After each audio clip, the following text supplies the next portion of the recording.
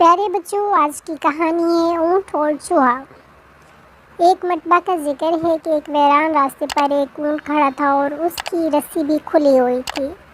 اسی راستے سے ایک چوہے کا گزر ہوا۔ اس نے جب دیکھا کہ ایک اونٹ کھڑا ہے اور اس کی رسی بھی بندھی ہوئی نہیں ہے، نہ جانے چوہے کو کیا سوجی۔ چوہا بڑے فخر سے آگے بڑھا اور اونٹ کی رسی اٹھا لی۔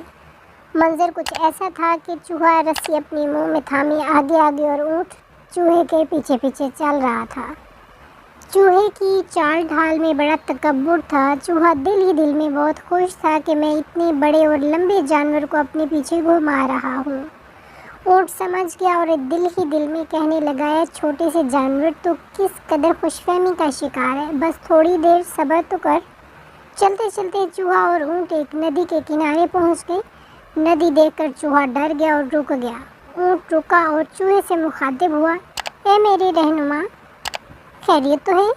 آپ رک کیوں گئے؟ ڈر کیوں گئے ہو؟ ہمت سے کام لو۔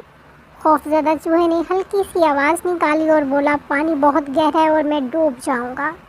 اونٹ نے کہا، میں دیکھتا ہوں پانی کتنا گہرا ہے۔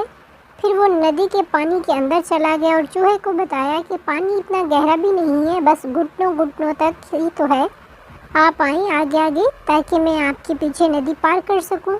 یہ سن کر چوہے کی جان نکل گئی۔ بڑی عاجزی اور انکساری سے بولا، اے پیارے اونٹ، پانی آپ کے لیے تو گھٹنوں تک ہے، لیکن میں ڈوب جاؤں گا۔ چوہا سمجھ چکا تھا کہ وہ جس خوش فہمی میں تھا وہ درست نہ تھی۔ چوہا اپنے کیے پر بہت شرمندہ ہوا۔ اس نے اونٹ سے معافی مانگی۔ پیارے بچوں، ہمیں کبھی کسی بھی چیز کو حقیر نہیں سمجھنا چاہیے۔